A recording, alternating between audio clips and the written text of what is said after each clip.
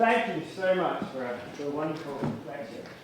We now have some time for questions, and we have 2 roving microphones. So if you would like to ask a question, please raise your hand and wait for the microphone to be brought to you.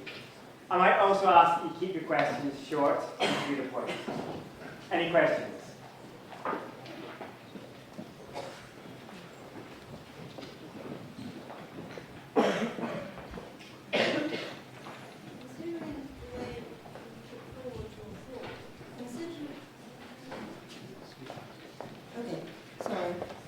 Considering your thoughts we've had today, would there be any times when you'd recommend turning off the life support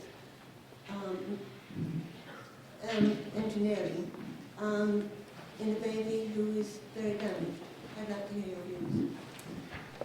Yes, thanks very much. So the question is it ever right to turn off the life support system in a baby who's very brain damaged? And the short answer is yes, I think it is. I think that every human person deserves a basic minimum of care.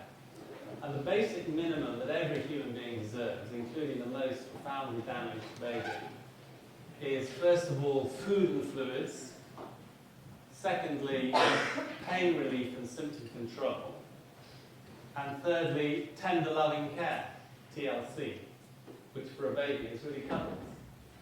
And those 3 things are basically your birthright from being a person. It's the duty of hospitality we owe to each other. Anything else is optional.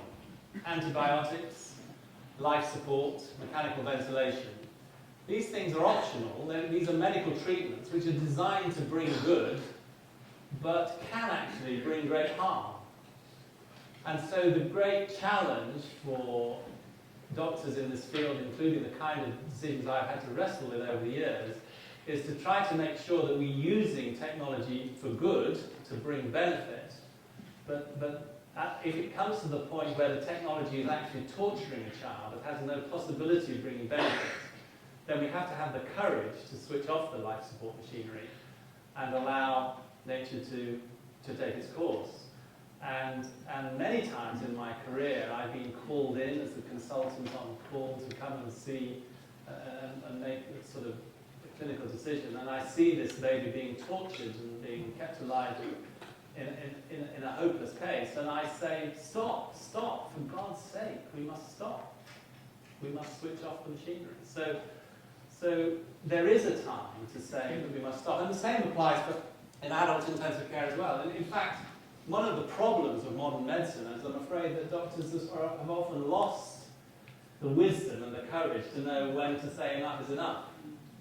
And it's interesting that one of the things that is driving the move towards euthanasia and assisted suicide is that many people have a great fear of ending up in an intensive care unit with tubes coming out of every orifice and with mad doctors who don't know when to say enough is enough.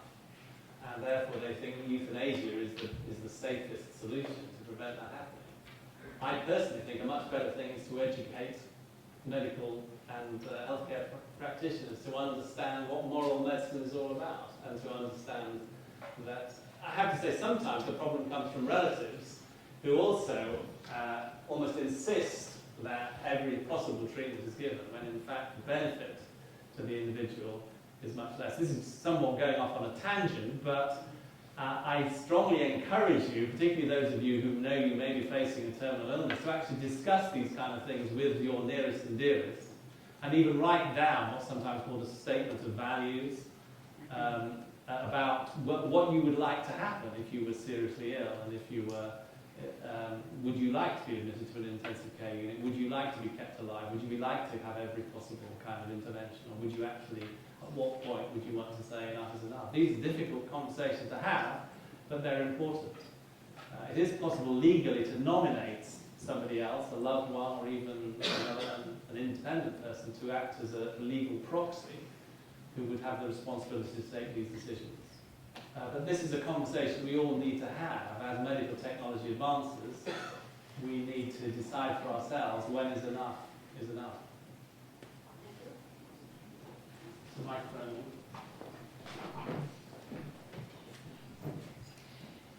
You were talking about switching off machines. You also said that people have a right to fluid and food. Does switching off the machine mean the fluid in the food? No, it doesn't. So there is a difference, and this is a controversial area about administering fluids to people who are dying. Some of you may have known there's been controversy in the NHS about the worry that some dying people were being starved or dehydrated and with intense suffering was being caused. So I think that if we stop life support machines, we never stop caring. We carry on giving these 3 minimum food and fluid, symptom relief, and TLC. So we never stop caring. Our caring carries on right to death and beyond. And that doesn't mean that we force fluid onto us. When people are dying, the natural response of the body actually is to stop eating and drinking. People actually don't feel like having a whole lot of egg and bacon and I'm feeling it's time to slip away. And the natural thing for people is to stop eating and drinking. And therefore, if people are stopping eating and drinking, it's meddlesome and invasive to force fluids. So again, this takes wisdom and skill and expertise in helping people to die well, but while making sure that their dignity and their humanness, their personhood, is being respected. Thank you.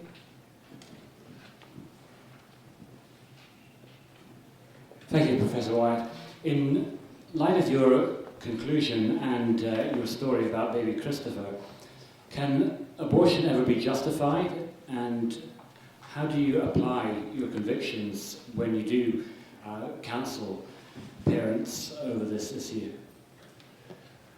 Thanks. Well, it's going off at a bit of a tangent, but it is certainly related to our understanding of what it means to be a person. And I think, as somebody working closely in this area, when I'm trying to help somebody else, my responsibility is to recognise that they do have a choice. It is legal, it is an option, whatever I personally think, and therefore I must be there for them to help and support them in thinking these issues through carefully and reflectively. So it's not for me to impose, to manipulate, to twist, to coerce from my own convictions. Part of my own convictions is to respect their own personhood, and part of a respect for personhood is respect for choice, respect for their own wishes. The way I think of it is that when I'm counselling a patient in this exquisitely difficult and sensitive area, it's like an expert-expert relationship. I, as the health professional, am supposed to be the expert in terms of the medical options, the treatment options, the likely consequences, and that includes abortion as well as life support technology and so on. But patients too are experts. Parents are experts. They're experts in their own background, and their own history, and their own philosophy, and their own convictions. And so we meet as experts, and we try to respect one another. I ask the patients and the parents to respect my expertise, but I also have to respect the expertise of the other. And we try to find consensus. We try to find meaning. So I have counselled many people in this situation, and some of the people I've counselled have gone ahead and had an abortion, and some of the people I've counselled have decided to carry on the pregnancy, and sometimes a severely disabled child has been born as a result. And I feel that provided I have been there for them and have tried to support them and give them all the information and the emotional support and share my own humanity and wisdom, I am not ultimately accountable for the decisions which other people have taken. So I don't know whether that answers. And I'm not trying to duck the question, but I'm just, if you ask me personally, if my wife had a profound, in this tragic circumstance that my wife, was carrying a baby who had a severe abnormality, would together we agree to have an abortion? The answer is no. We, like Alan and Verity, with much tears, we would say, this is the baby that God has given us, and we will love and cherish and care for this baby, whatever it costs. That's what I personally would do, but it's not my right to manipulate or coerce or pressurize other people to take the decisions I would take.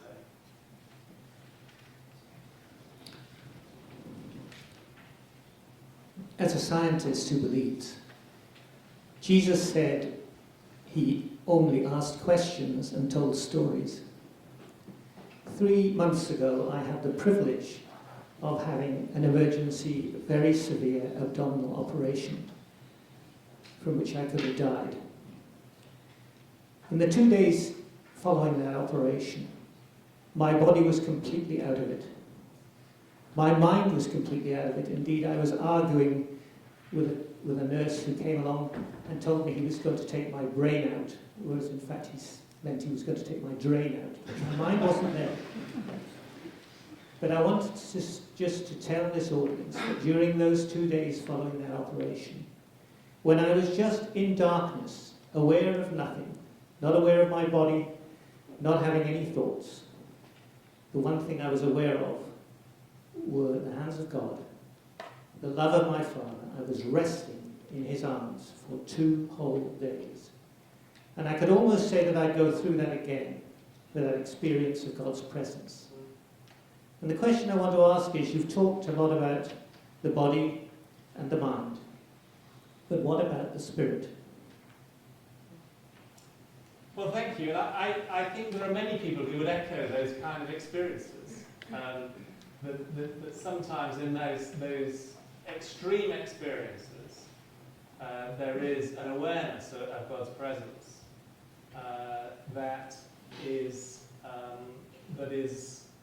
palpable, but inexplicable and mysterious. And I've had similar experiences myself.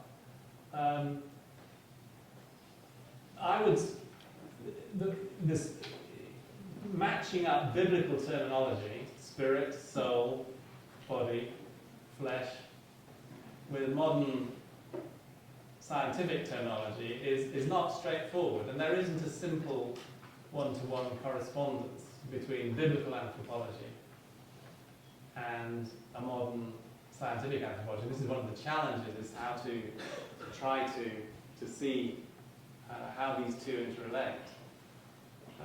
But my understanding of spirit with a capital S, the Holy Spirit, is that, interestingly, in the Christian tradition, the Holy Spirit is a person who is not physical. He is a person, an immaterial person. And therefore, within that Christian tradition, it shows that personhood is not limited to bodies, although in our humanity, our personhood is. In our current human existence, the immaterial and the material are intricately, inexplicably intertwined. And what the modern neuroscience just emphasizes that, to the extent to which the immaterial aspects of my personhood and the material aspects of my brain are inextricably intertwined. And yet fundamentally, they are different. My personhood, my humanity is composed of these two aspects.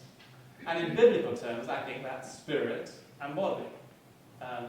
But I think we should beware of making too simple connections between biblical terminology.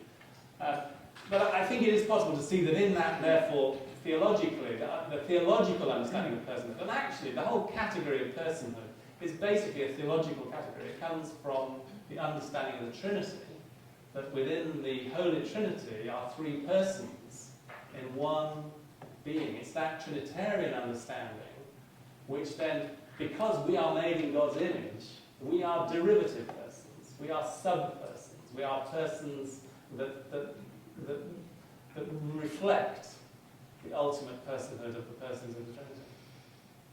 Amazing. Okay, time for one final question. Quick one to square the circle, possibly. Do you believe in miracles? Well, do I believe in miracles? Yes. But we need to be careful what we mean by miracle.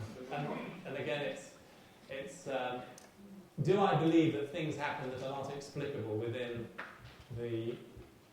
our understanding of physical laws and so on? Yes. I mean, our understanding of physical laws is that they are descriptions of what normally happens, sort of regularities. But in a biblical understanding of reality, it's actually ultimately God who holds into existence each atom, each event, each contingency.